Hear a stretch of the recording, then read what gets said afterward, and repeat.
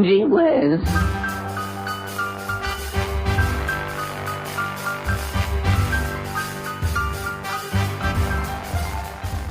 Hello, friends. My name is John Henderson. Welcome to this series of old-time radio show episodes called Gee Whiz.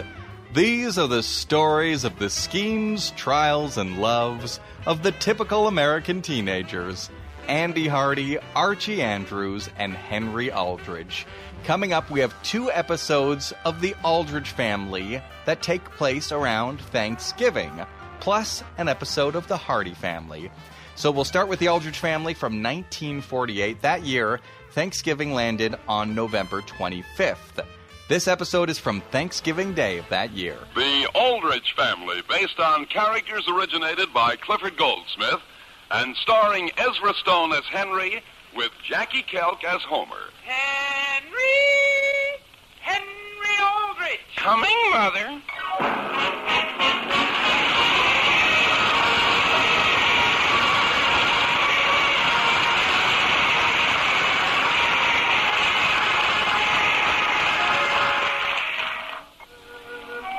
To an impulsive, wide-awake teenage boy, each new day is like a surprise package. You open it and all sorts of excitements pop out, as Henry Aldrich knows only too well. The scene opens in a classroom of Central High School. It is the morning of the day before Thanksgiving. Madam Chairman! Order! Madam Chairman! Order! Let's have some parliamentary procedure. Now, who wants the floor? I do! The chair recognizes Charlie Clark. But Madam Chairman! Sit down, Henry.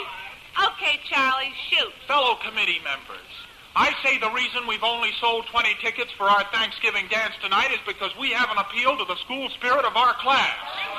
We've got to make them realize Central High is counting on them to put their shoulder to the wheel and get out there and dance. And if that doesn't work, I say let's get Miss Eggleston to give everyone who doesn't buy a ticket a detention. What? Yeah, sure. Madam Chairman, I object. That's against the Bill of Rights. The Bill of Rights? The Bill of Rights? Homer, show me one place in the Bill of Rights where it mentions a detention. It's there, Charlie. Read between the lines. Read between the lines. Oh, read between the lines yourself. I say give him a detention. No! Yeah. Order! Homer, in the future, kindly address your remarks to the chair. What chair? Me. Madam Chairman! Henry, I told you to sit down. But I've got a suggestion. Henry, every time you make a suggestion, it leads to trouble. Sit down. I make a motion we hear Henry. Nobody seconds it. I'll second You it. can't. Why not? It's my motion. Okay, but hurry up, Henry. Thank you, Madam Chairman. Fellow members, I've been listening with a great deal of interest, pro and con, and I'm forced to ask myself, are we whistling up the wrong tree? Henry, stop dragging in trees and get to the point. What I mean is every year we go to these Thanksgiving dances, and what happens? That's a good question. I'm glad it was brought up. I'll tell you. I'd be glad to. Why do we? To dance. What else did you expect? I'm glad you asked. I say let's climax our dance tonight with a good old-fashioned turkey run, and we'll sell every ticket we've got. Oh, what? A turkey run. Just when everybody's getting good and bored dancing with each other, we turn this 25-pound milk-fed country-raised turkey loose, and the one who catches him keeps him. Oh, no, that's out. Why? If you think I'm going to run after a turkey in my new dress, you're crazy. Agnes is right. Besides, we can't afford to give away a 25-pound turkey. That's just it. I know where we can lay our hands on a turkey for as little as $5. $5? Henry, do you realize what turkeys cost today? Homer, there isn't a thing to worry about. You mean you've got a turkey up your sleeve? Madam Chairman! Order! Madam Chairman! Order! Henry, sit down! But won't the chair look at it this way?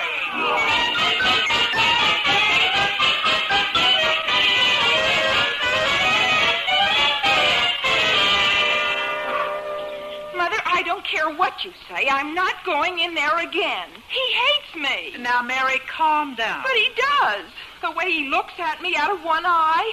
Mother, I've never seen anything so sneaky in all my life. But, Mary, the wash has to be hung out. And I'll hang it, Mother, but someone else has to go into the garage for the clothespin. Mary, really? I'd hate to tell you where he tried to bite me. He tried to bite you? My goodness. Bye, Alice. I'm leaving for the office. Sam, I'd like to speak to you first. Yes, something wrong? Sam Aldrich, for the last time, he has to go. Who? You know very well who. That turkey your brother John sent us. Alice, he's a wonderful turkey. He's milk-fed. Father, he couldn't possibly get that disposition from milk. Sam, you'll just have to get rid of him. Alice, are you sure we can't use him for our Thanksgiving dinner tomorrow? Now, dear, you know very well I have a clean, freshly dressed turkey in the refrigerator. Why not send him back to Uncle John? No, Mary, that would hurt his feelings. Uncle John? Father, you can say anything to him. My goodness, the way we joke about his whole family. Mary, that's only his family. He's very sensitive about his turkeys. Sam, why not just give it to someone? That turkey? Mother, who'd take it? Well, I'm sure there are many families in Centerville who aren't as fortunate as we are. And what better time is there for sharing what you have than Thanksgiving? Alice, that's an excellent idea. Why don't we give it to Mrs. Dixon? Of course, Sam. She has those 3 nice children to support. I'll drop the bird off at her house on my way to the office. Good. And be sure to put on your old clothes. What for? Dear, that suit just came back from the cleaners, and I won't have you killing a turkey in it. Kill it? I? Now, Sam, don't tell me you're squeamish. Squeamish, Alice? Don't be silly. It's just that, well, I don't have a good sharp axe. How about a hammer? Mary. Doesn't Will Brown have an axe? Yes. Yes, he does. I'll take the turkey right over to Will. I'll answer the phone. Mary, is the bird still tied in the garage? Yes, Father, but when you go in there, be careful you don't bend over. He's very unreliable. Hello? Hi, Mother. Mother, if you could think of the best news I could give you, what would you say it was? Let me The see. best news of all. You got an A in Latin. Latin? Dear, I'm so proud of you. Mother, you're confusing the issue. What's Latin got to do with good news? Very well, I give up. I sold Uncle John's turkey. What? For $5. Agnes was tough, but when I suggested she could change to dungarees for the excitement, she came around. Around to what? To a turkey run, with Uncle John's turkey. But, Henry, we don't have Uncle John's turkey anymore. What? You mean he escaped? No, dear, your father's giving it away. Well, gee whiz, stop him, Mother, stop him. Now, Henry, Mrs. Dixon and her family deserve a nice Thanksgiving just as much as any member of your class does. But, Mother, they've already paid me the $5. What can I tell them? Just explain that the turkey is for a very worthy cause and that there's no reason why they can't use something else. What, for instance? Well, wieners. Mother, who ever heard of a wiener run? But, dear... Boy, I just gotta get busy and dig up a turkey right away. Goodbye. Henry... Well, my goodness. Mother, you should have seen it. You should have seen it. Seen what? The turkey. He insisted on getting into the front seat with Father. Oh, my goodness. And you should have seen them driving down the street with the turkey trying to fly through the windshield. Oh, dear. Maybe I ought to have let that turkey go to Henry's dance after all.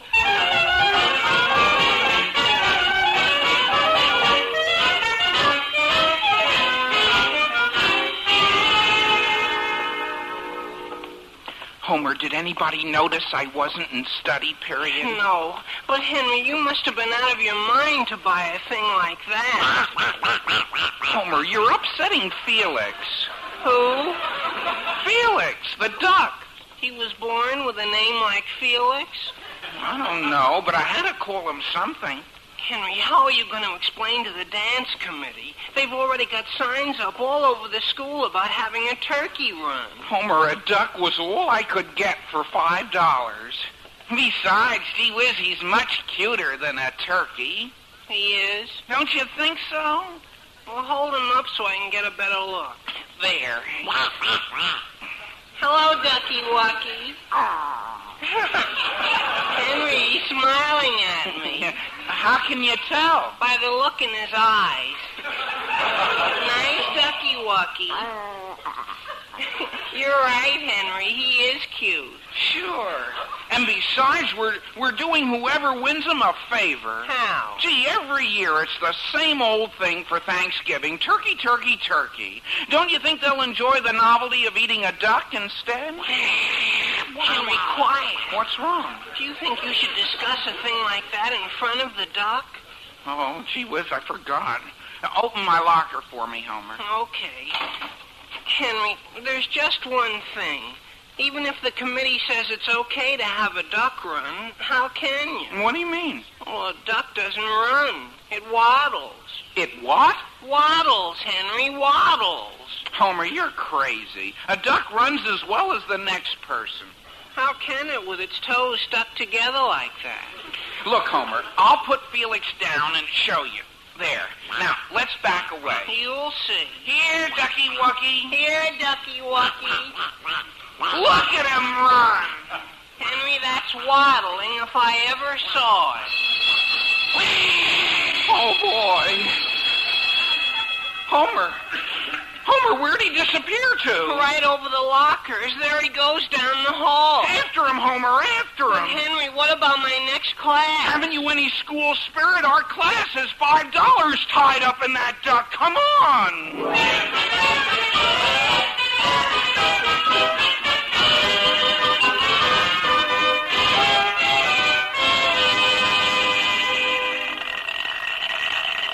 How's it coming, Will? Fine, Sam. Just a few more turns, and it'll be sharp as a razor. Good. How did you dent your fender, Sam? Will, have you ever tried driving with a turkey in your lap? Look, Sam, he's apologizing. He's kind of a cute little fella. Hello, Turkey Wucky.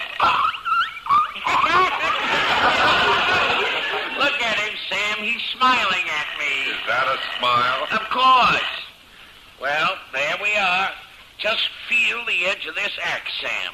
That's fine, Will. Fine. Well, go ahead, Will. Go ahead and what? Go ahead and use the axe. What?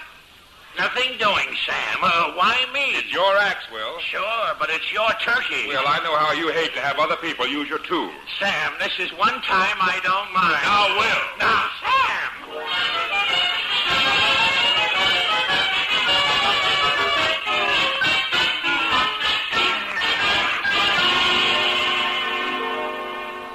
Come on, Homer. The duck tracks go right around this corner. Oh, boy, look at them. Well, at least he's easy to follow. Homer, did you find out how Felix got into art class in the first place? Well, the way I got it, they were painting this bowl of fruit, see? And the poor little fellow must have been hungry. He was? But what happened after that is really Miss Stewart's fault.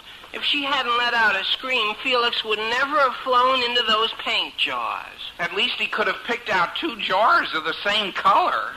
Look, red and blue tracks all over the place.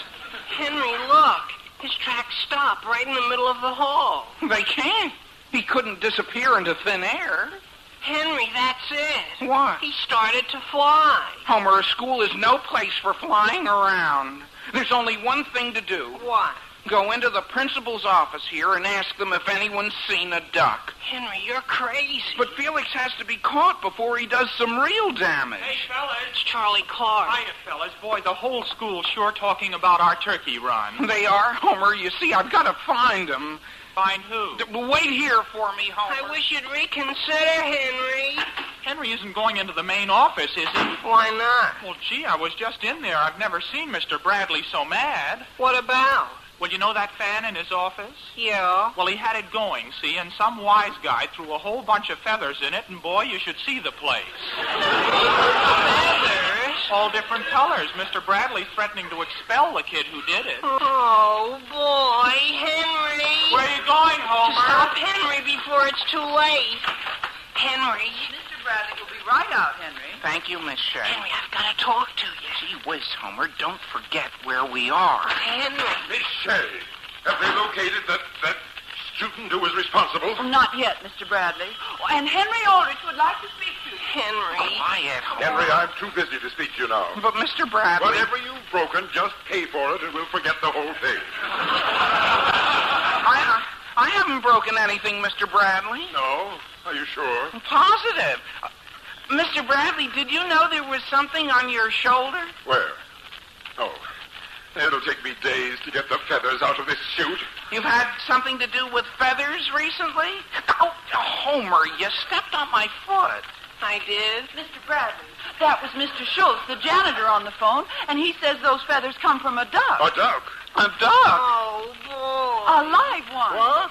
Miss Shea, that's ridiculous. A duck has no place in a public school. But that's what it was. Mr. Schultz said he saw it taking a bath in one of the drinking fountains. But...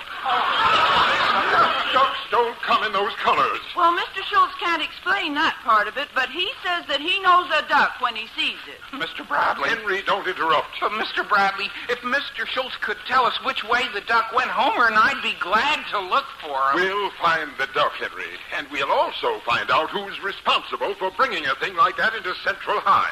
We will? Oh, boy.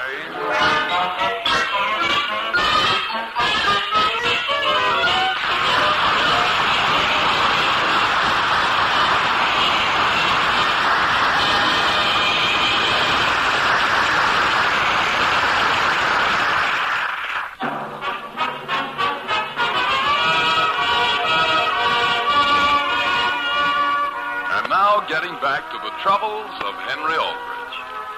While Mr. Aldrich is having turkey troubles of his own, the duck which Henry has been forced to buy for the class turkey run has flown the coop. The scene opens in a hallway of Central High School. It is the same day. Homer, you mean you saw the duck? Not personally, but he got into ancient history, see, and started heckling Miss Eggleston. Huh? She was reading to the class about Hannibal. He heckled Miss Eggleston? She thought it was Toby Smith and sent him home to get his parents. Oh. Henry, you better find that duck before Mr. Bradley does. I know, Homer, I know. Well, gee whiz, I never noticed that before. Noticed what? That eagle on top of George Washington's picture on the wall there. Homer! What's wrong? That's no eagle, that's him. Who? Felix, our duck. It is. Henry, he's changed. Where are all his clothes? Never mind that. Here, Ducky Wucky, come down. Here, Ducky Wucky. Come to Uncle Homer. Henry, he doesn't trust us. Well, we haven't time to cultivate his friendship. Maybe I could knock him down with one of my shoes. Oh, no, Homer, you might hit George Washington. Felix, you come down here or I'll... Henry, you frightened him. Come back, Felix. I didn't mean it. Homer, after him. Henry, there he goes up the stairway. Come back. Don't go up there. Come back, Felix. You get in trouble. That's a down stairway.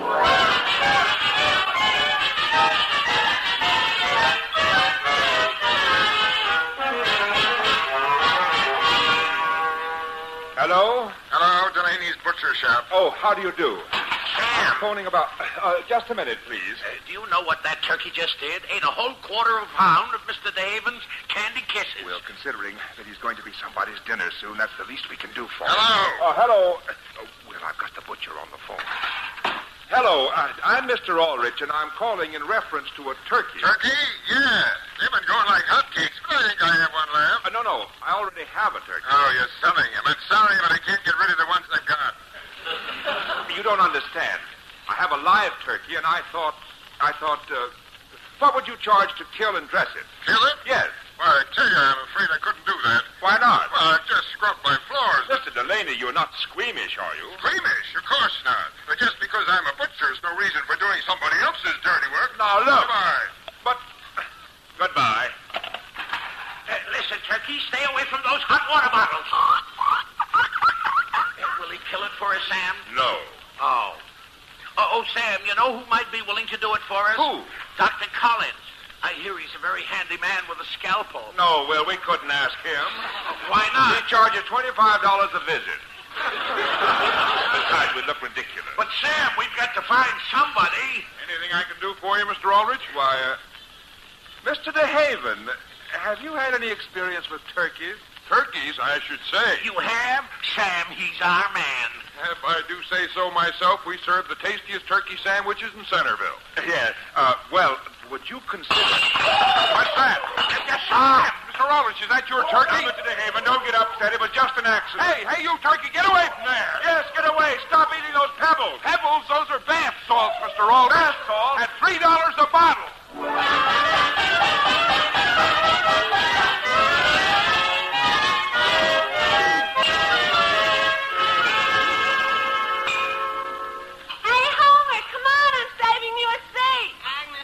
Sure I can take the time to eat lunch. Have you seen Henry here in the cafeteria? No, and can't you even sit down long enough to hear what happened in gym last period? Something happened? Sure, we were playing volleyball, see? And right in the middle of it, this bird tried to get into the game. A bird? Agnes, was it anything like a duck? No, it was different colors. More like a parrot. Oh, boy. And the girls were all brown. What have I done? It's okay, kid. That's okay. But try it once more and I'll slap your face. Agnes, I didn't do anything. Don't kid me. There isn't anybody close enough to pinch me except you. Pinch you? I pinched you? So you admit it. Homer, did you have any luck? No. Gee whiz, I almost had him. I trailed him to orchestra practice, see? And he flew right into Albert Harris's tuba. Why didn't you grab him? Before I had a chance, Albert blew him out. Blew who out? No one, Agnes. Just someone. Henry, I certainly want to apologize. Apologize, Agnes? For being against your turkey run. Well, now that I think it over, Agnes, maybe you were right. No, I wasn't. The dance tickets are going like hotcakes. They are? Sure. Everybody's hoping to catch the turkey. They are? I hope it's a fast one. The whole track team just bought tickets from me. Agnes, look, about that turkey. Henry Aldrich. What's the matter? Are you looking for a slap, too? Well, what did I do? I suppose you didn't pinch me. Gee whiz, no. Oh, so it was you again, Homer. Agnes, I give you my word. Well, somebody pinched me, and I dared them to try it again. What did you say? Homer. Where is he? Under the table. Get down there and grab him. Hey, cut it out. Here, Ducky. I got him, Homer. I got him. Henry, let go of my hair. There he goes under the next table. My goodness, who's under our table? Excuse me. Cut it out, you. Hey, watch your feet. There he goes under the next table. Charlie, make him stop. Excuse Oh, me. my God. Homer, I see him. Grab him. I can't get by this guy's feet. Hey, lift your feet, you. Lift your feet. I beg your pardon. Oh, boy. Hello, Mr. Bradley. Are those feet attached to you? They are. Stand up, please. Mr. Bradley, I know you won't believe this, but I was really under the table on school business. You don't say. And what school business could take you under the teacher's lunch table? The teacher's table? Gee, how do we lose our direction like that? Oh, boy, there he is. Get that duck! Somebody get that duck! Just a moment. Hey, what's those dishes? Just a moment.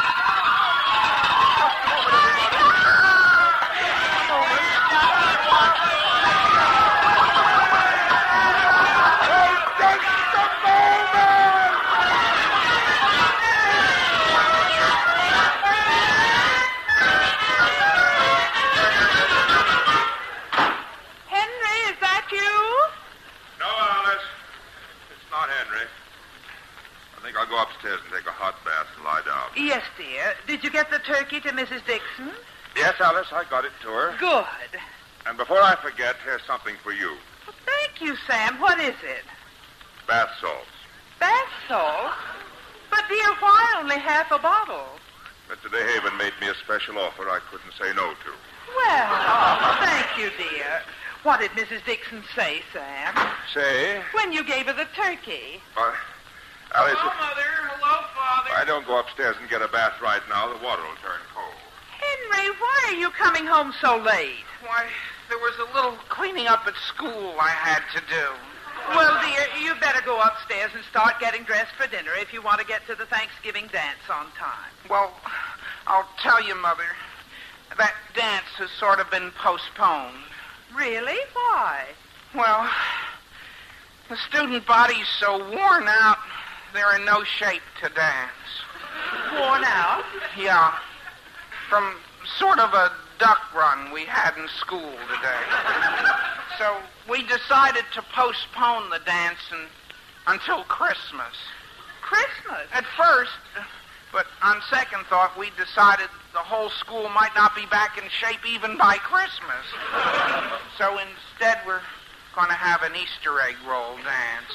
Well, that sounds lovely. And, Mother, when Easter comes around, do you suppose Father might be willing to advance me $5?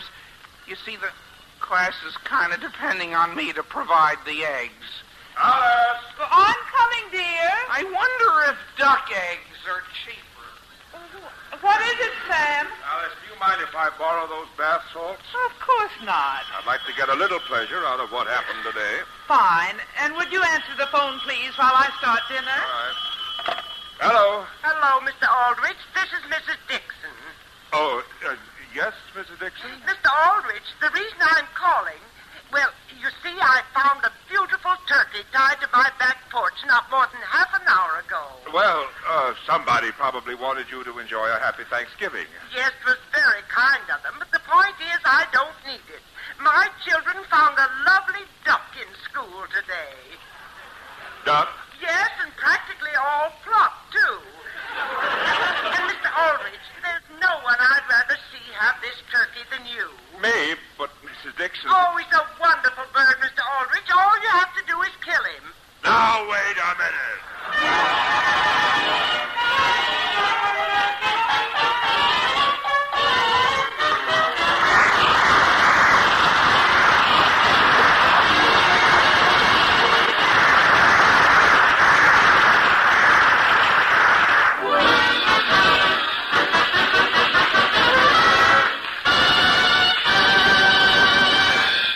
Listen again next week, same time, same station, for another sparkling half hour with your favorite youngster, his family, and his pals.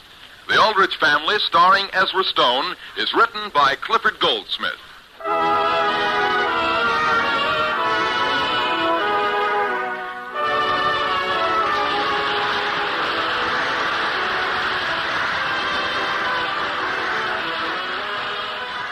That was the Aldrich Family from 1948. Happy Thanksgiving. Now we have an episode of the Hardy Family from 1938. This is long before the Hardy Family series. This is part of a variety show called Good News. Maxwell House Coffee presents Good News of 1939.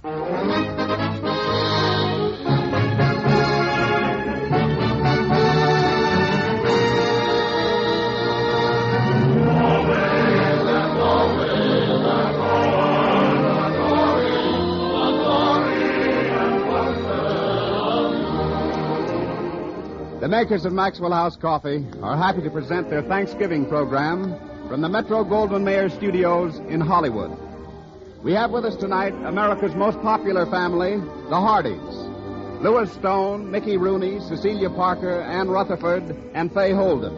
And your host for this evening, Robert Young.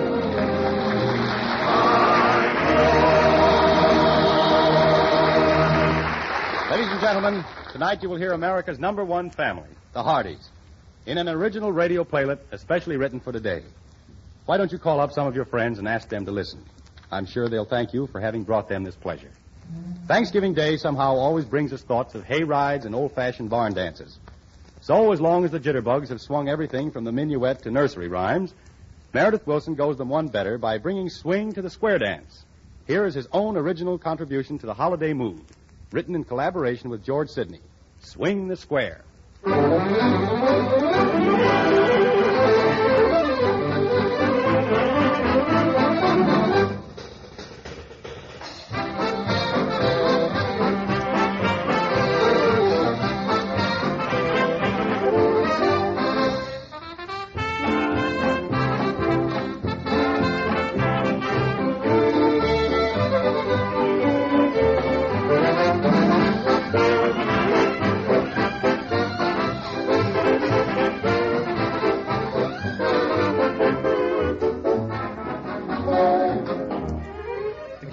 Everything in sight. Minuet, gavotte, and grizzly bear dance. Swinging the charades quite all right. But we would rather swing an old square dance. Hands across and greet your partner. Chain the ladies fair. Promenade a little bit forward. Swing the square. Right and left. Swing around the places. You can learn to get. Ladies lead a half a dozen paces. Reel on down the set. All hands round, swing together, face your partner there. Gather round the prettiest lady, swing the square. All join hands at promenade center. Passe forward, swing the square. Passe backward.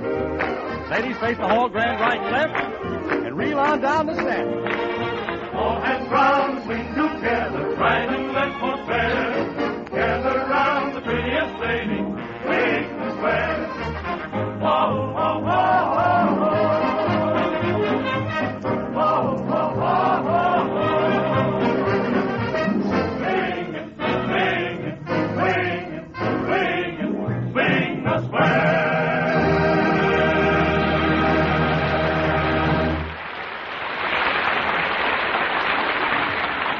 Besides being one of our finest young actors, many of you are undoubtedly unaware that Mickey Rooney is also a very talented songwriter. Mickey is very proud of his newest song, which has just been published. Sheet music on sale at all music counters. Here it is, Have a Heart. Take it, Meredith.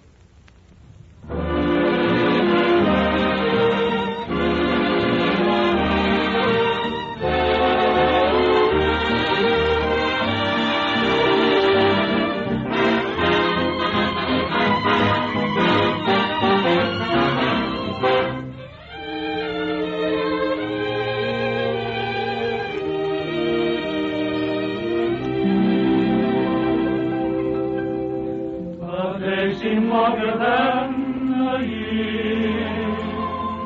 I'm not myself since you're no longer near. Don't let people say we're through. We both can start again. I only beg of you to have a heart. Give another chance to bring a new romance to me tonight. Pretend just for tonight we never parted, and we get started learning the meaning of a lasting love. Have a heart, resting in the things we planned. Let's begin to understand tonight. You might truly forgive me. Nothing could be more divine. So have a heart and please take mine.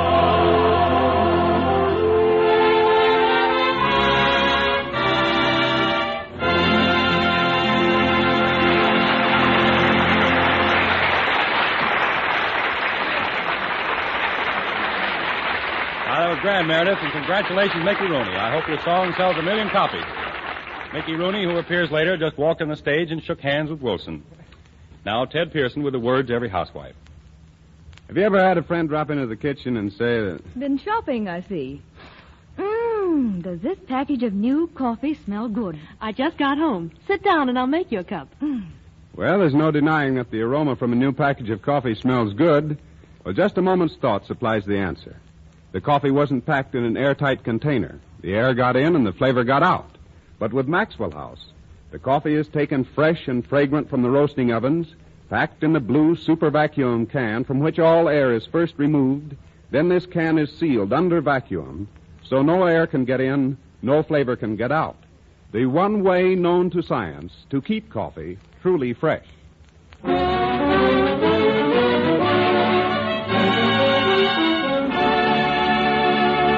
We present now as a special feature of our Maxwell House Good News program, for the first time on any radio show, the entire cast of America's #1 screen family, the Hardys.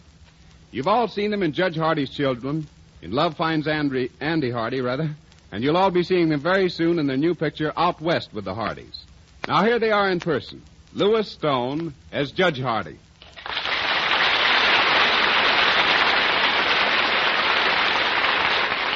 Fay Holden as Mrs. Hardy. Cecilia Parker as Marion Hardy. Ann Rutherford as Andy's regular sweetheart, Polly. And young Mr. Andrew Hardy, Mickey Rooney. We present the Hardys tonight in an original radio sketch called Thanksgiving at the Hardys, written by MGM's Kerry Wilson and directed by the Hardy family director, George B. Seitz. The scene is the Hardy home in the town of Carvel on the morning of Thanksgiving Day. Downstairs, the house seems deserted, save for the rattle of pots and pans from the kitchen, which reveals that Mrs. Hardy is where Mrs. Hardy has been on every Thanksgiving morning for, lo, these 30 years.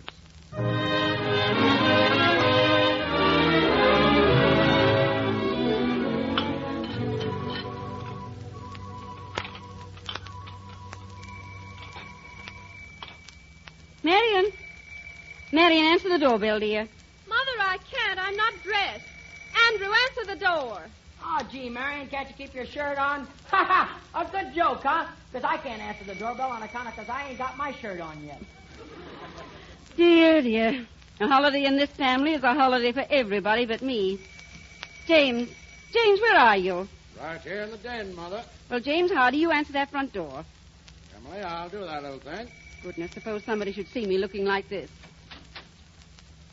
Oh, good morning, Bailiff. Morning, Judge. Morning there, young man. Brought this bird around first thing, just like you told me to last night, Judge. Sit down. Sit down. Now, Tim Blackwood, I signed the papers last night to let you free for Thanksgiving Day. Oh, gee. Oh, thanks. As I told you, Judge, if I get home for Thanksgiving dinner with my mother, then she won't have to know about my being in jail. What's your real name, son? Oh, that's all right. I don't blame you for not wanting to tell. But remember, you're still in jail. But Judge... Now, legally, I'm extending the limits of the jail to include the boundaries of Carville County in my own jurisdiction. But don't leave the county, that's all. Well, nothing on earth could make me break my word with you, Judge. I'll be back tomorrow morning. Good luck and happy Thanksgiving. I didn't steal that auto, Judge. It's a long story, but... Well, in due time, we'll go into that. Run along with it. Boy, oh boy, what a morning. Hi, Dad. Ain't it a swell day? Isn't it? Excuse me. I didn't know you had company. Thank you, Bailiff. See you tomorrow, Tim. You bet you will, Judge. Okay, Judge. Hey, who was that with a bailiff, Dad? Somebody get arrested? Oh, young fella got lost, wanted to find a way home. Well, you seem quite jubilant this morning, Andy. I'll give you 3 guesses why I'm a happy man today. It might be due to the fact that this is Thanksgiving. Oh, sure. I'm crazy about Thanksgiving because it means it's only 1 month till Christmas. Oh, then you like Christmas more than Thanksgiving? Sure. You get turkey on both days, but Christmas you get presents, too. Anyways, I'm 2-timing the turkey racket today. We're having Thanksgiving dinner at noon, so I'm having turkey here. Then Polly Benedict's having it at 6 o'clock, so I'll go over there and knock off another hunk of white meat then. Hello? Ah, Miss Polly Benedict calling? The fairest flower of Carville? Ah, Miss Benedict, this is Mr. Andy Hardy in the flesh. Dust off the royal carpet and get the trumpeters ready, for in a flaming chariot I hasten to thy side. Dad, when you were a kid, did you ever try high-class poetic language on a woman? It slays 'em. It positively slays 'em.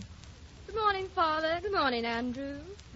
Look, sis, you don't have to put on your Sunday voice on account of this is only a holiday. Father, can't you make Andrew treat me with some respect? Andy, you must remember your sister's older than you are. Remember it. Been trying to forget it all my life. Know what she said at the drugstore the other day? She says, I want a toothbrush, child size, for my little brother. Child size, little brother. Bah, I'm going over to Polly's.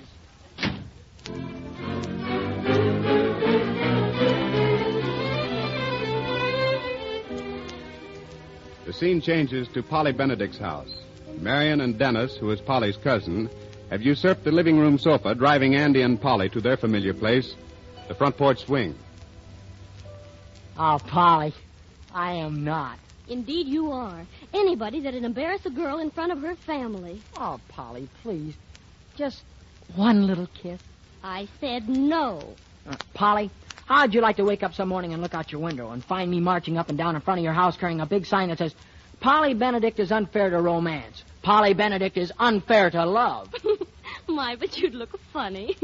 If that ain't just like a woman. You talk to a woman about big, serious issues of life, and they giggle. Come on, let's take a walk. No, thank you. We mustn't leave the house before dinner.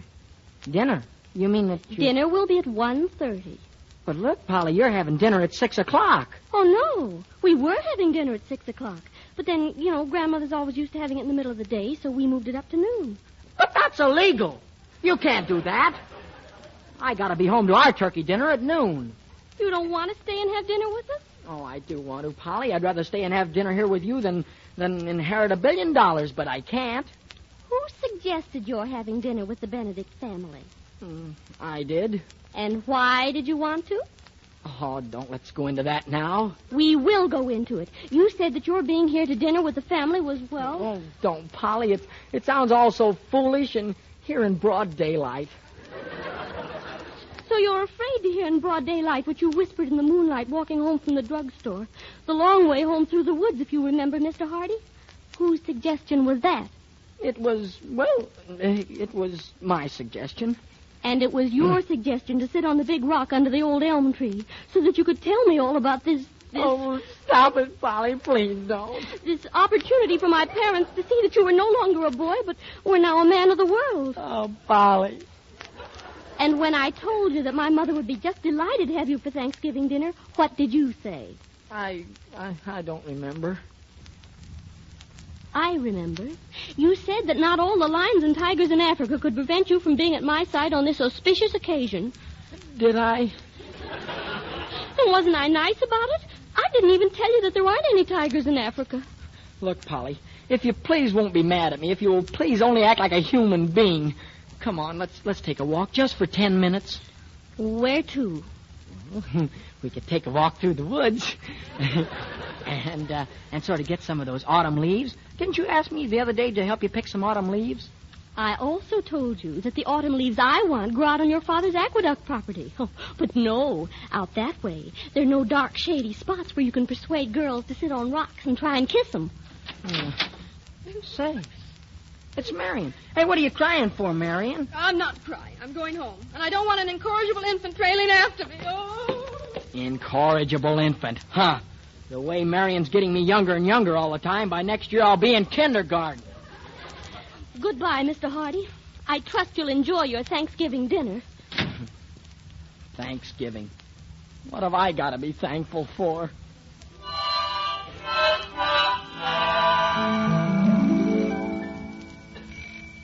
I'll go, Mother. Oh, Billy, well, what's wrong? That kid, Tim Blackwood, just stuck up a car the other side of the county bridge.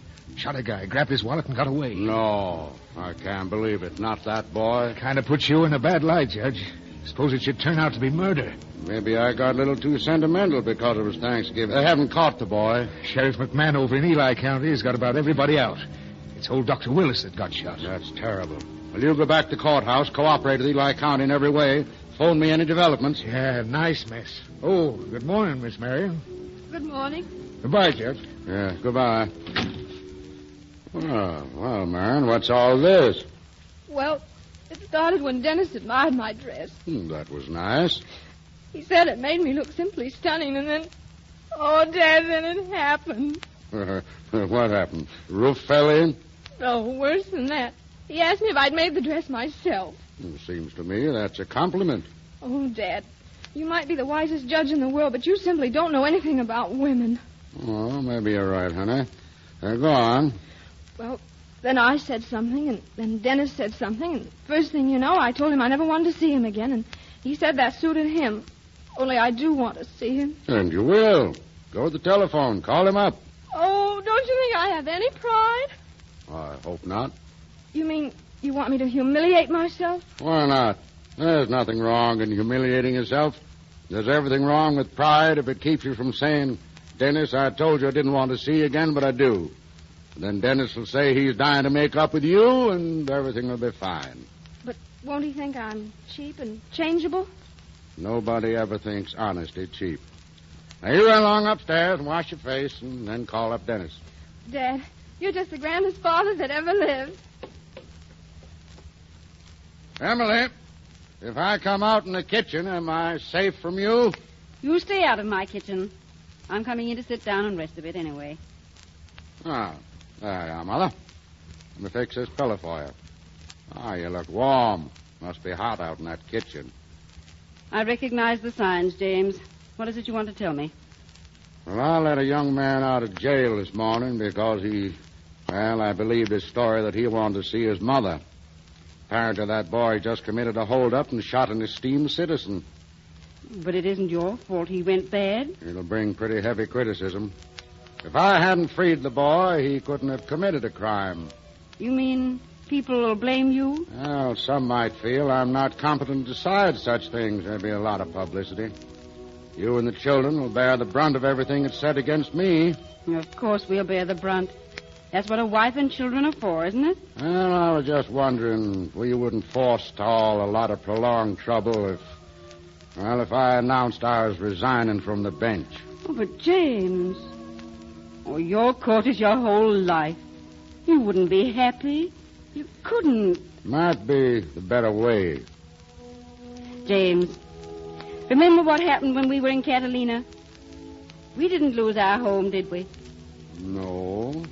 Then you were going to resign on account of that Washington business. But you didn't have to, did you? No. Well, then let's cross this bridge when we come to it. And let's not waste time talking about unimportant things. I've got some chestnut stuffing to make, and that is important. Mother, that is important.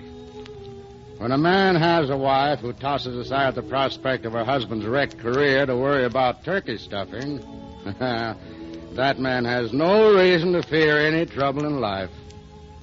Bless your mother. Now you answer the telephone and forget all about courts and laws and criminals. Because you're going to carve this turkey, James Hardy. Yes. Yes, bailiff. Well, keep me posted. Oh, Andy, what's the matter? Dad, I want to join the Navy. You want to join the Navy? I want to bury myself in the Philippines or in a gunboat in China. Gee, Dad, modern civilization has got me down. Would it help any if we indulge in little man-to-man talk? Nope. You see, you don't know anything about women. That's the second time today. Oh, this is 1938, Dad. I'm afraid we don't speak the same language. Maybe not, but I've got a hunch that Polly Benedict speaks the same language today your mother spoke a good many years ago. Why, Pop, Mom wasn't ever as young as Polly Benedict. No? Say, I never thought of that. You know, a guy, a kid, a young fella growing into manhood never thinks of his mother as ever been any younger than when he first remembers her. Oh, boy, that's funny. Just think of Mom, our Mom, going to kindergarten. Well, having had some 30 years' experience with your mother, maybe I've learned a little about women. Okay, here's the trouble, Dad. When you were young, did you ever have a bad reputation? Well, I don't exactly know. In what way? Oh, I mean, did a woman you love more than life, ever call you a cad? Oh, what? Cad. C-A-D, you know. In more polite phraseology, guilty of conduct unbecoming a gentleman? That's it.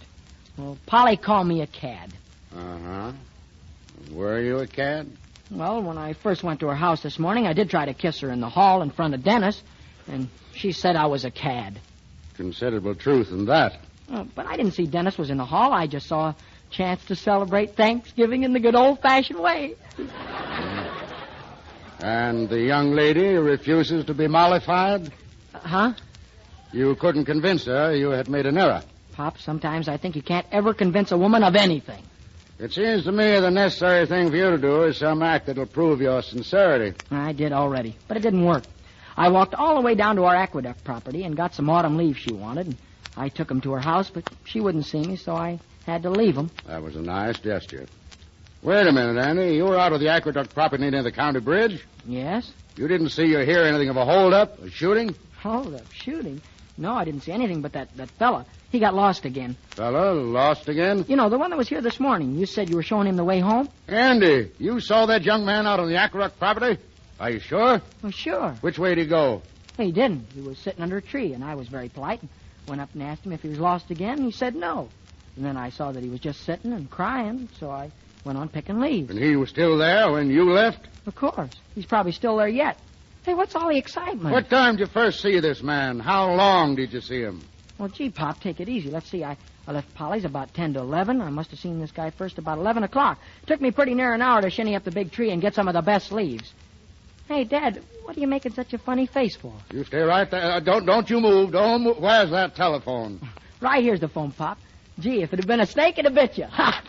You just keep checking back in your mind on what time it was you saw him. Oh, I don't have to keep checking back. I know what time it was. Say, when a man says goodbye forever to the woman he loves, he certainly's going to know what time of day it is. Hello. Hello, bailiff. This is Judge Hardy. What was the actual moment of that hold-up and shooting? You what? Well, Bailiff Tim Blackwood has a perfect alibi. My son Andy had him in full sight for 20 minutes before the stick-up and 40 minutes afterwards. And Bailiff, go and pick him up. Just a minute, Bailiff. Andy, exactly where was this lad? Down by the old stream bed, just across the county line. You're sure of that? On the other side of the county line? Positively. Bailiff, you'll have to call up Eli County. That boy's legally a runaway prisoner. They'll have to take him in. He's on their side of the county line. Say, Dad, couldn't I run down there and tell this fella to move back across the county line? And then I could just say somewhere on our property. That'd be the truth. And he would be on our property all the time. Whoopee, Andy, you've saved the day. Bailiff, you picked that boy up. He never left my property, and I paroled him in my own jurisdiction. You take him to the courthouse, and this afternoon I'll personally drive him over, see his mother. Well, Andy Hardy, you've given one young man a real Thanksgiving today. Oh, shucks. Father, Andrew, doesn't anyone answer the bell around here? Why, it's Polly. Polly. Andy, I've been a very selfish girl, and I'm going to say what I have to say right out in front of everybody. I was mean to quarrel with you because you wanted to come home to your own Thanksgiving dinner. Gee, Polly. That's very nice of you, Polly. Polly, why, you're simply wonderful. You've just done what Dad wants me to do with Dennis, and I'm going right over and do it.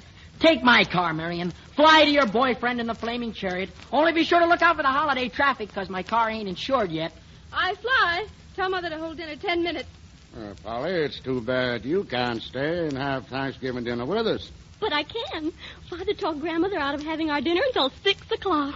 Boy, oh boy. Now I know what a real day of Thanksgiving is. James, Marion, Andrew. Why, Polly.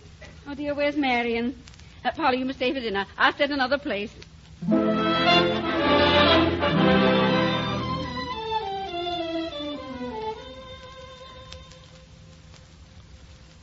Well, here we are again at a Thanksgiving dinner table. And in accordance with the Hardy custom, we always say grace for Thanksgiving dinner. It'll be very simple and easy to say the conventional for what we're about to receive. Oh, Lord, make us truly thankful. But I wonder if that's enough. I wonder if we shouldn't be thankful for the things we have as well as for those we're going to receive. Now, suppose each one of us says what he or she is thankful for. I'll start it. I'm thankful because we live in a great free country. A country whose democratic government shall never perish from the earth. Now, Mother, it's your turn. We're happy because we're all here together, well and happy. And we're thankful because we haven't got all the things we want, so we can have a lot of fun getting them. Yes. Marion? I'm thankful because I have a father and a mother who are the wisest and dearest of all people, to help me grow up sensibly and to teach me to find happiness. Now, you, Andy. Pop, I don't know how to say it. I can always use a lot of expensive words when I'm talking about nothing important. But now all I can say is that I'm awful thankful, from way down deep in my heart, for all the things that you generally forget to be thankful for because you're used to having them. You know, things you never appreciate until you lose them. That, my son, is true American Thanksgiving.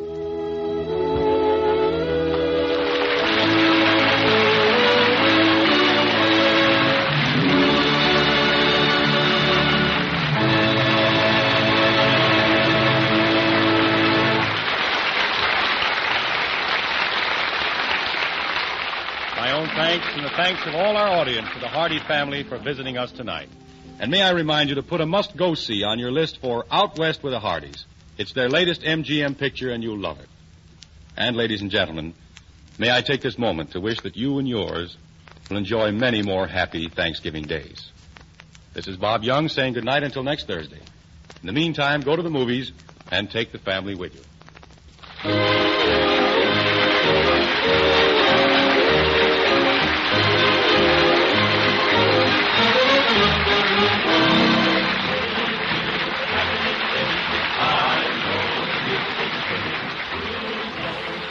That was a skit from the Hardy family from 1938. And now the Aldrich family, this is a Thanksgiving episode from 1952.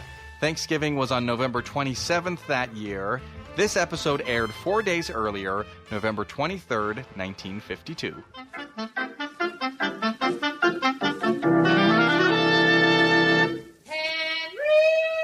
Henry Aldrich! Coming, Mother?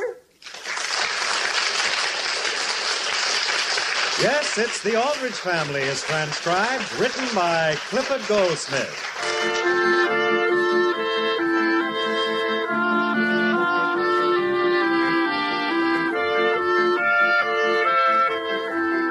"117 Elm Street in Centerville is a house like many other houses, and it might be a very solemn and staid place if there weren't a boy in it. And when that boy is a typical teenager like Henry Aldrich, well, it's a place where unexpected things are always happening. The scene opens in one of Centerville's grocery stores. The time is afternoon.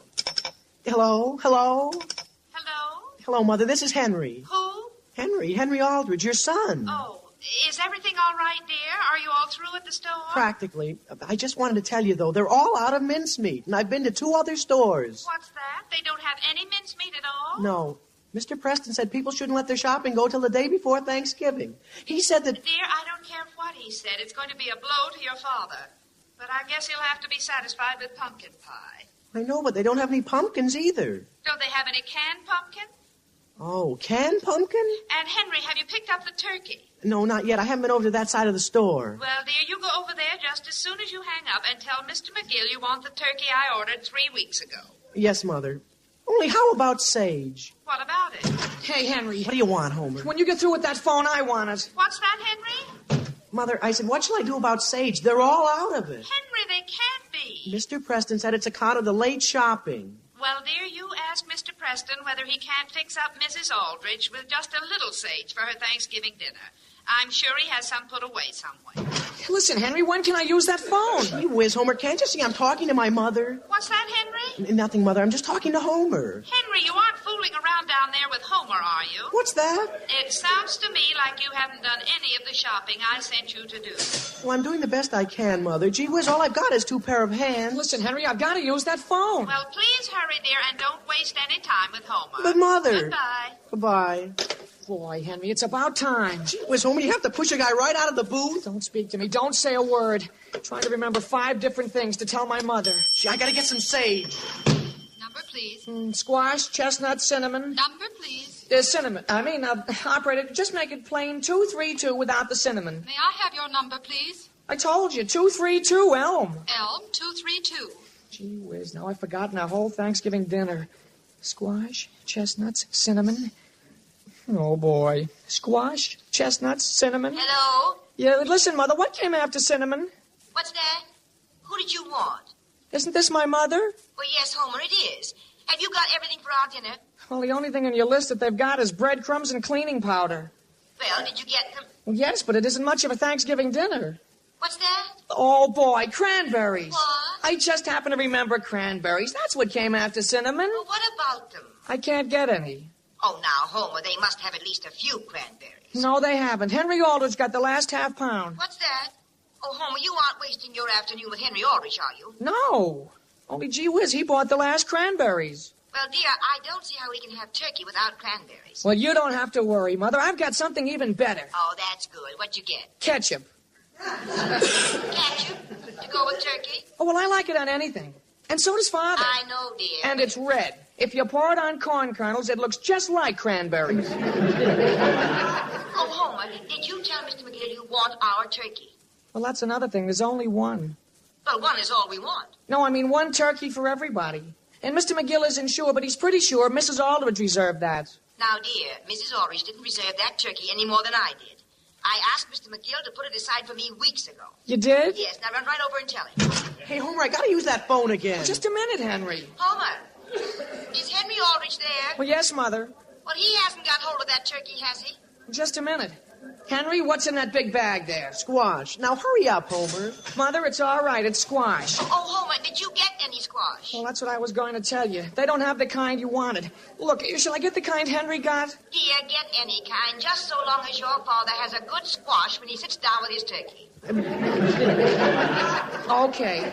Hey, Homer, will you let me have that phone? Okay, here. Well, thanks. Hello? Hello? Listen, Homer, why are you handing me your mother? Well, hang her up. What? Goodbye, Mother. Boy, will I be glad when Thanksgiving is over. Homer, will you please get your oranges and flour and stuff out of this booth? I'm getting them out, Henry. Listen, where did you get that squash? There aren't any more. There aren't?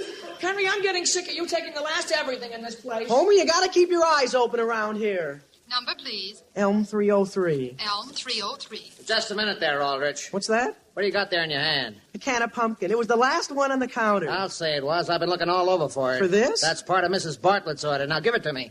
Well, gee whiz. Hello? Hello, Mother. What do you think just happened? Dear, what is it you want now? Well, I was going to ask whether one can of pumpkin would be enough. Well, I guess I could make a pie with one can. But, Mother, they just took it away from me. What? The man said Mrs. Bartlett saw it first. Dear, do you realize tomorrow is Thanksgiving? It sounds to me as though you aren't even trying. Mother, you'll be glad to hear I got a lot of parsley. Parsley? There doesn't seem to be much of a demand for that. I took 6 pounds. Henry, do you have our turkey? Oh, yeah, gee whiz. You say you have it? No. I'm glad you reminded me. Well, you hurry right over to Mr. McGill and ask him for it. Yes, Mother, I'll go right away. Goodbye. Hey, buddy. Yes, sir? Did you want me? When you took that can of pumpkin, did you pick up a can of cinnamon, too? Cinnamon? No, sir, I haven't even seen any cinnamon. Well, somebody took a can of cinnamon right out of Mrs. Bartlett's order. Hey, Homer. What, Henry? Is Mr. McGill here at the meat counter? Yeah, he's in the back room wrapping... he's wrapping something up for me. Okay, I'll wait for him. Well, he may be in there for quite a while, Henry. Why waste time? Why don't you go over to the other side of the store and do some more shopping? I finally got all mine done, except for one thing. You sure? Why don't you go over and get some cinnamon? They don't have any. Well, sure they have. I just got a can. All I have to buy is something right here from Mr. McGill. Oh, you do? Sure. Hey, Homer, before I forget, have you got your composition written for English? Oh, gee whiz, we don't have to have it ready until Monday. Well, I know, but I'm going to do mine tonight. Then I'll have a free mind for the whole weekend. Gee whiz, what's keeping Mr. McGill? I'm going to go back there and look for him. Now, wait a minute, Henry, wait. What for? Well, the composition is supposed to be about, what you did on Thanksgiving Day. I know. Well, how are you going to write about what you did on Thanksgiving Day on the day before it? All I'm going to do, Homer, is eat. I'm going to eat turkey at noon, and then in the evening I'm going to have cold turkey, and just before I go to bed I'm going to have some more turkey. Oh, well, that's nice. Sounds like an interesting composition. Now then, Homer, here you are. A very nice 18-pound... Thank you, Mr. McGill. Thank you very much. It's the last one... So long, Henry. Homer, you haven't told me what you're going to do on Thanksgiving Day. Homer? Gee whiz, is he in a hurry? Now then, young man, what can I do for you?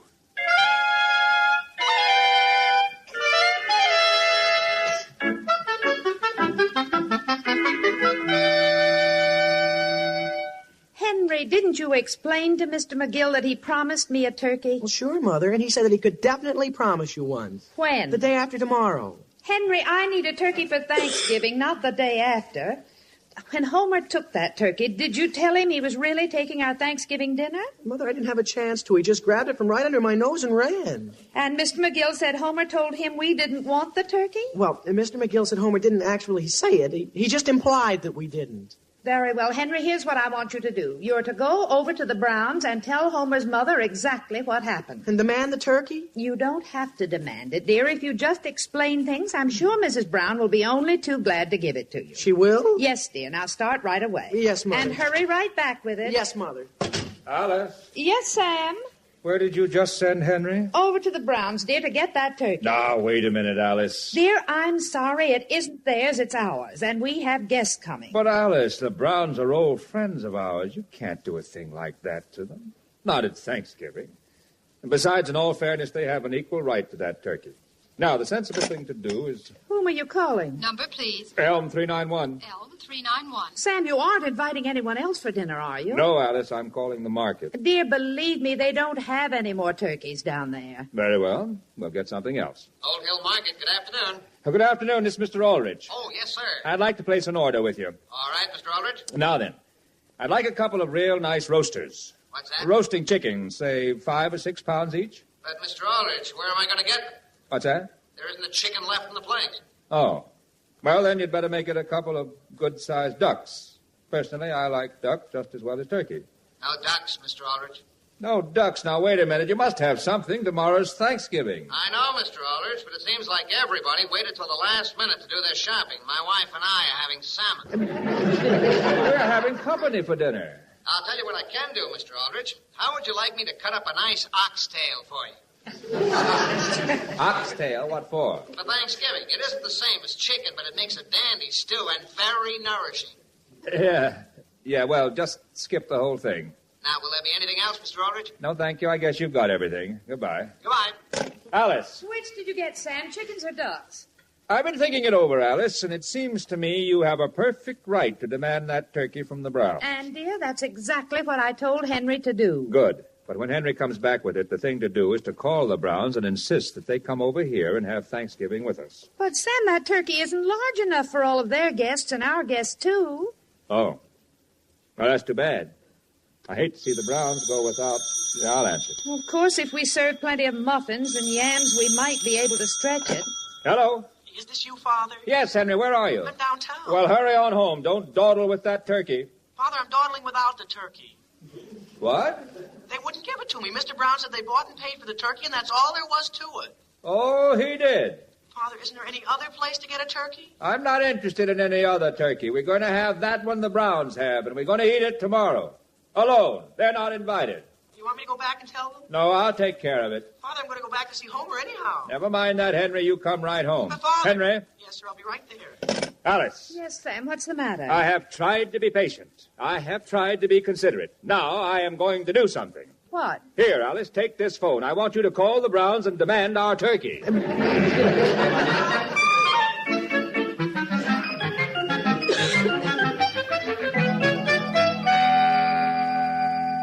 Is that what she said, Elizabeth? Yes, Will. Why, in all the years I've known Alice Aldrich, I've never heard her talk that way to anyone. All right. If they want to make an issue of the turkey, it's all right with me. Mother, I'll be back in a little while. Homer, where are you going? Just over to Henry's. It isn't so late, Mother. Homer, let's get this straight. You're not to have anything to do with Henry Aldrich. Not ever? Not until we've eaten that turkey. And if he wants to speak to you, that's his loss.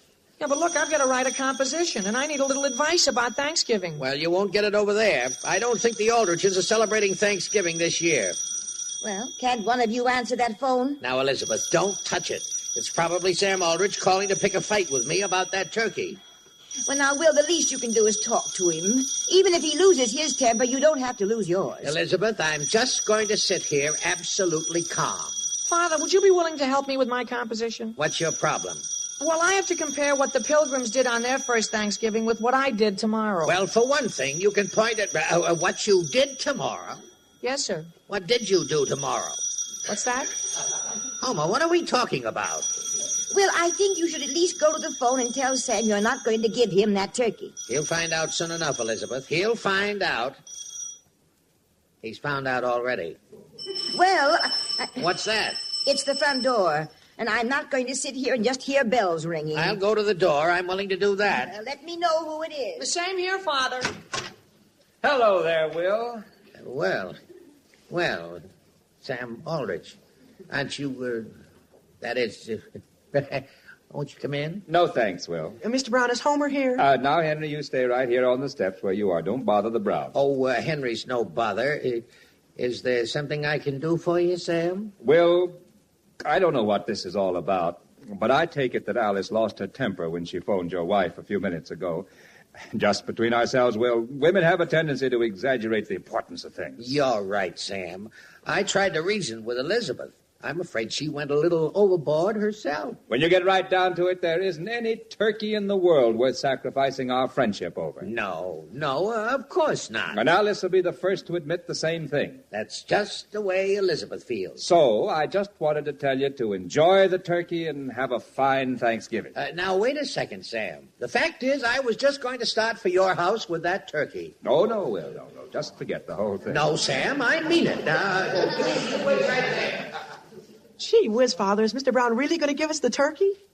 Henry, if he brings the turkey out here, we're not going to take it. Why not? Don't you think I have any pride? I never got down on my knees for a turkey before. Here you are, Sam. It's all wrapped and everything. Oh, no, Will. No, Will. Where are you going with that turkey? Be quiet, Elizabeth. Here, Sam.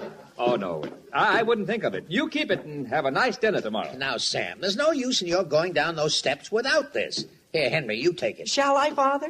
No, Henry. Come along. Sam! There's no use following us, Will. It's your turkey. No, Sam, it's yours. I'm putting it right here on the front walk. All right, Will. If you want to leave it there, it's all right with me. There it is on the sidewalk, Sam. I'm going back in the house. And Henry and I are going down the street. Father, hey, Father. What's the matter? Look at those 3 dogs coming. What's that? Hey, get away from there. Stop! Just look. One of them took it. What's that? He took it. Come back here. Well, Will, that was certainly a foolish thing for you to do. What do you mean, for me to do? What did you leave it there for? I left it. You put it down there yourself. Well, why didn't you pick it up? Why should I? It's your turkey, Will. If you want it, you go get it. Come on, Henry. We've got other things to do. Yeah, but gee whiz, Father. Well, of all... What's the matter, Father? Come on, Homer. We've got to chase a dog. A dog, Father? For Thanksgiving?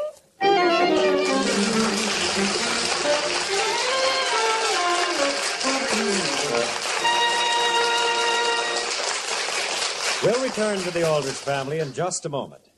Now, I don't know how it's going to turn out, but it's one sure bet that tonight's Phil Harris Alice Faye show will deliver a full half hour's worth of family comedy. And right after the Harris Faye show on most of these NBC stations, Theater Guild on the Air will bring you Basil Rathbone, Alan Webb, and Margaret Phillips in the radio version of the Broadway hit The Winslow Boy.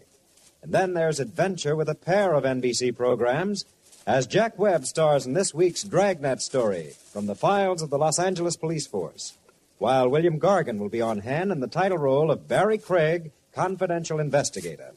So stay tuned to this NBC station and listen for the Phil Harris Alice Faye Show, Theater Guild on the Air, Dragnet, and Barry Craig, confidential investigator.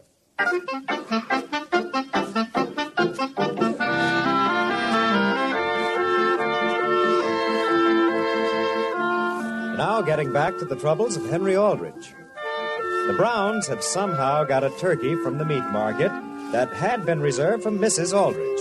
And then while Mr. Aldrich and Mr. Brown were each trying to outdo the other with politeness over the bird, a stray dog ran off with it.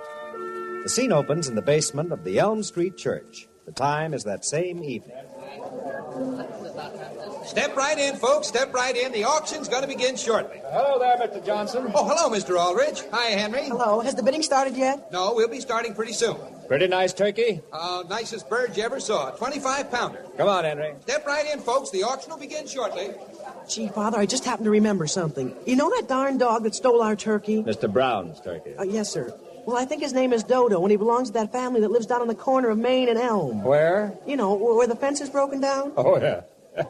That's the family Will Brown's always complaining about. They got about 15 children. Yeah, and 2 dogs for every child. Pardon me, Mr. Aldrich. I want to get right up here in front. Oh, hello, Mrs. Fry. Well, now, folks.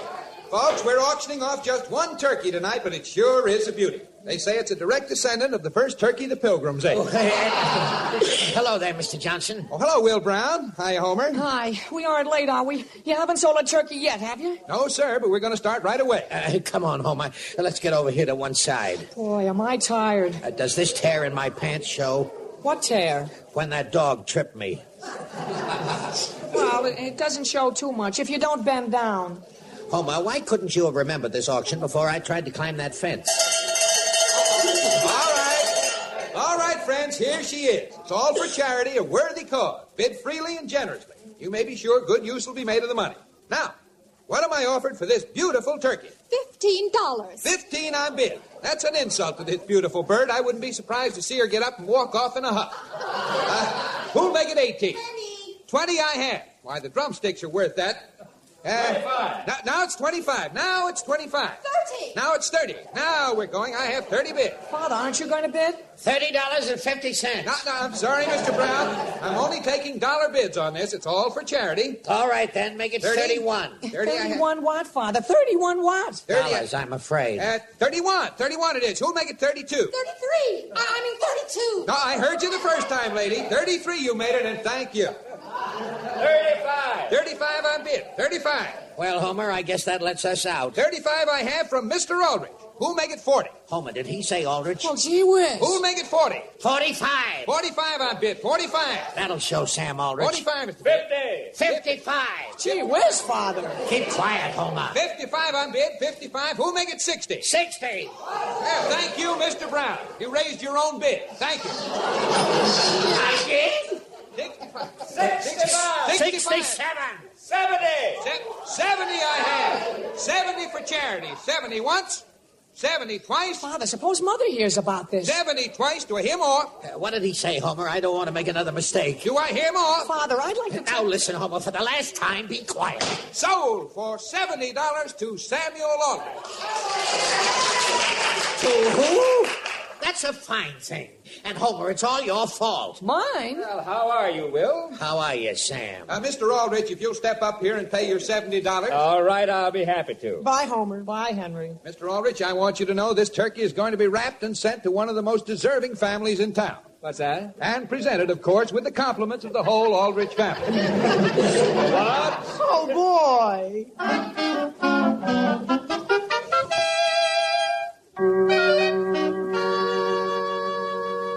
Here, Dodo.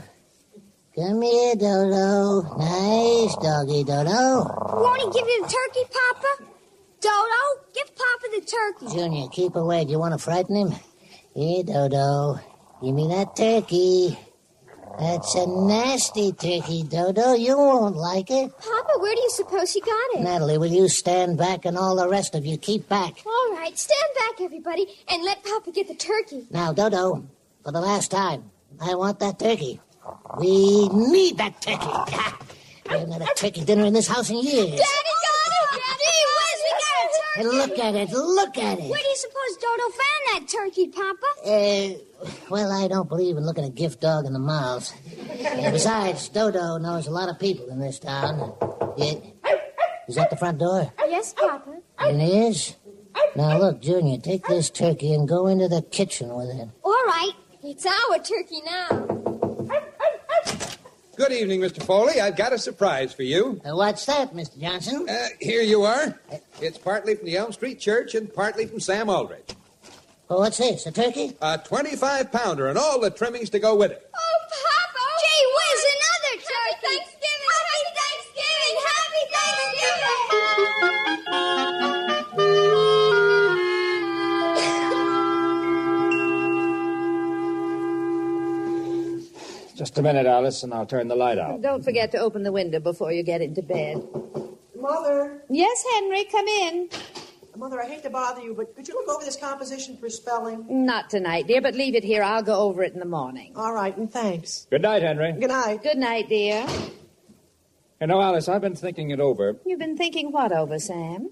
I don't see any reason why we should ask the Browns over for dinner tomorrow. To be quite frank, dear, I agree with you. I'll admit we've been good friends, but after the way Will acted today... And I didn't like Elizabeth's attitude.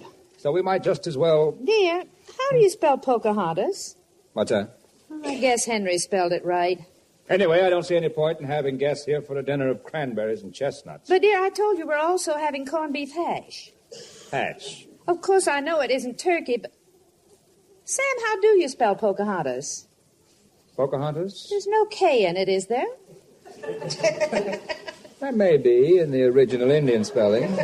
Sam, listen to this. Listen to what? What I Did on Thanksgiving by Henry W. Aldrich. Thanksgiving's tomorrow. Yes, dear, but stop interrupting. This year, the same as last year, we did the same old stuff that we did every other year. To begin with, our dinner consisted of turkey. Only he scratched that out and wrote chicken. Yeah? Where does he think he's going to eat chicken? Then he scratched that out and just left it blank. Oh. After we finished this hearty meal, we felt very stuffed and all sat around and talked about the price of things and the weather and business and stuff like that. Back in the old days, however, it was much more interesting. Then there wasn't much food for anybody, and the Pilgrims had to shoot turkeys just like Indians. Pocahontas was one Indian, for example, but she was a good Indian. Mincemeat, in those days, they didn't have at that time, nor things like sage, because no more ships came in that year. When you once got some food, you had to hang on to it for dear life, because almost anybody might steal it, usually a wolf. There were no stores to buy things, so if a wolf took your turkey and stuff, you were out of luck. Let me see that out. But it was because of all this that the Pilgrim Fathers, from whom we are all sprung, celebrated their first Thanksgiving and bowed their heads when they sat down over what was in many cases just plain cornmeal mush, which is something that even my mother has never gotten me to like as much as I admire the Pilgrims for the other things they did.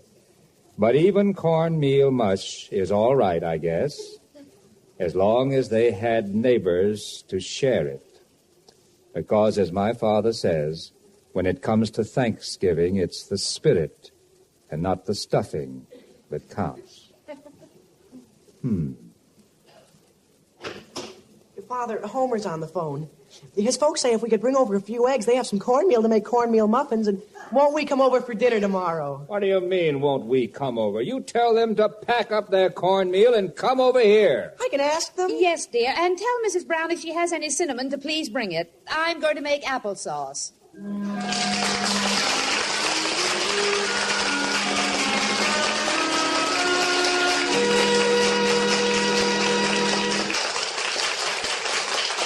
Fight communism by joining the Crusade for Freedom, the independent movement of the American people which supports Radio Free Europe and Radio Free Asia.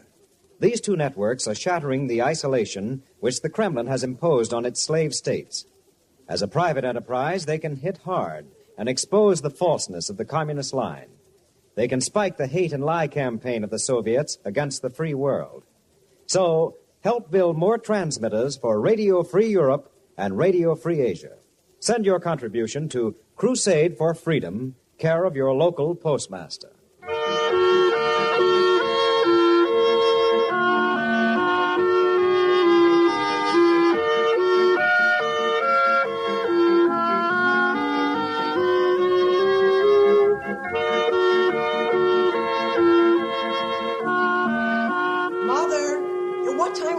Dinner. Not for another hour or so, dear. Well, look, Mr. Foley's dog, Dodo, is out in the front yard. Yes, Henry? And Homer and I are going to take him and do a little hunting. Hunting, dear?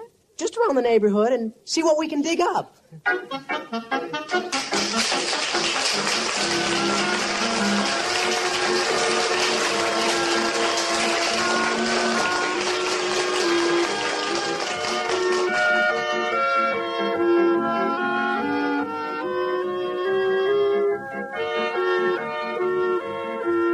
Aldrich Family is transcribed as written by Clifford Goldsmith.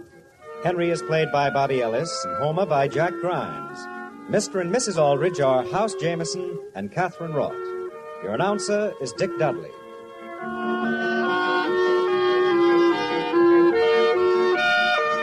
Listen again next week, same time, same station, for another sparkling half hour with the Aldrich Family. Good night, everybody.